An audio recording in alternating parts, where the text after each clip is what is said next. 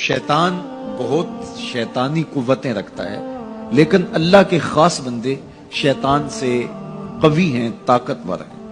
حضرت ابو ہریرہ رضی اللہ تعالیٰ عنہ سے معروف روایت ہے، فرماتے ہیں کہ صدقے کے مال میں حضور نے مجھے امین مقرر کیا، پہرے دار مقرر کیا۔ تو کہتے ہیں میں پہرے پہ تھا، ایک شخص آیا، اس نے چادر بچھائی اور جلدی جلدی سے وہ غلہ، وہ کھجوریں، وہ مال اپنے کپڑے میں ڈالنے لگا۔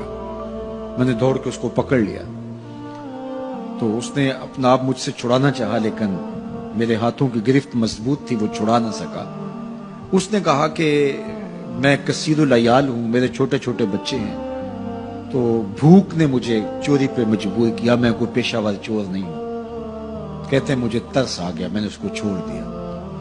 خیر رات گزر گئی، صبح ہوئی، حضور کی خدمت میں حاضر ہوا تو آقا کریم نے فرمایا کہ ما فعل اسیرک البارحہ، ابو ہریرہ رات والے چور کا کیا بنا؟ عرض کی حضور وہ بڑا مجبور شخص تھا کوئی، اور اس نے کہا کہ میں پیشہ ور چور تھوڑا ہوں، بچوں کی بھوک نے مجھے یہاں تک پہنچا دیا۔ تو حضور علیہ السلام نے فرمایا جھوٹا شخص ہے، اور سنو آج پھر آئے گا۔ کہتے اگلے دن تو میں طاق میں رہا، تو خیر وہ آیا اور اس نے چادر بچھائی اور غلہ اس چادر میں ڈالنے لگا۔ میں نے جا کے پکڑ لیا، تو اس نے کہا مجھے چھوڑ دے۔ میں نے کہا میں تو نہیں چھوڑوں گا۔ اس نے کہا کہ مجھے چھوڑ دے، منت سماجت کی اور بہت ترلے کیے، تو کہتے میرے دل میں پھر ترس آ گیا، میں نے پھر چھوڑ دیا۔ میں پھر حضور کی خدمت میں آیا تو حضور نے فرمایا ما فعل اسیرک البارحہ، رات والے چور کا کیا بنا؟ میں نے کہا حضور وہ آیا اور اس نے کہا میں کثیر العیال ہوں، مجھے پھر ترس آ گیا، میں نے چھوڑ دیا۔ فرمایا جھوٹا آدمی ہے، اور سنو آج پھر آئے گا۔ اللہ اکبر، جو ہو چکا وہ بھی حضور جانتے ہیں، جو ہونے والا ہے وہ بھی میرے حضور جانتے ہیں۔ یہ اللہ نے اپنے محبوب کو شان دی ہے۔ تو کہا آج پھر آئے گا۔ کہتے ہیں میں طاق میں تھا کہ وہ آیا، اس نے چادر بچھائی اور غلہ ڈالنا شروع کر دیا۔ تو کہتے ہیں کہ میں پھر پکڑ لیا۔ میں نے کہا آج تو نہیں چھوڑوں گا، آج تو جو حضور کے پاس لے کے جاؤں گا۔ تو جب اس نے ترلے کیے، منتیں کی، میں نے کہا نہیں آج تو کوئی بات نہیں چلے گی۔ ایک دن ہو گیا، 2 دن ہو گیا، اب تیسرا دن ہے۔ اس نے کہا ابو ہریرہ میں تمہیں ایک بات بتاتا ہوں، اگر تمہیں اچھی لگے تو مجھے چھوڑ دو گے؟ کہا بتاؤ۔ کہا کہ جب رات سونے لگو تو آیت الکرسی پڑھ لیا کرو، فجر تک تمہارے پاس شیطان نہیں آئے گا۔ کہتے ہیں بات بڑی اچھی تھی، میں نے اسے چھوڑ دیا۔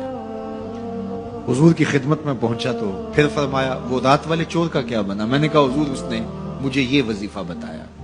حضور نے فرمایا بندہ تو جھوٹا ہی تھا، لیکن بات سچی بتا گیا۔ اور پھر فرمانے لگے ابو ہریرہ جانتے ہو وہ 3 دن جو آتا رہا وہ کون تھا؟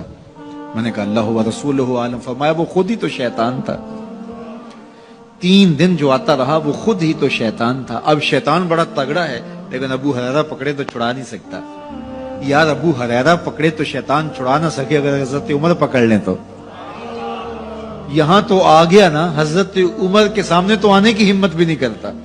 ان الشیطان یفر من ظل عمر، شیطان میرے عمر کے سائے کو دیکھ کے بھی بھاگ جاتا ہے۔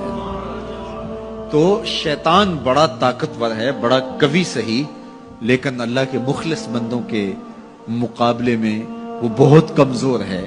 اس لیے اس راستے پہ اگر چلنا ہو تو کسی طاقتور کے ساتھ چلیں، تاکہ یہ کمزور سمجھ کے حملہ آور نہ ہو جائے۔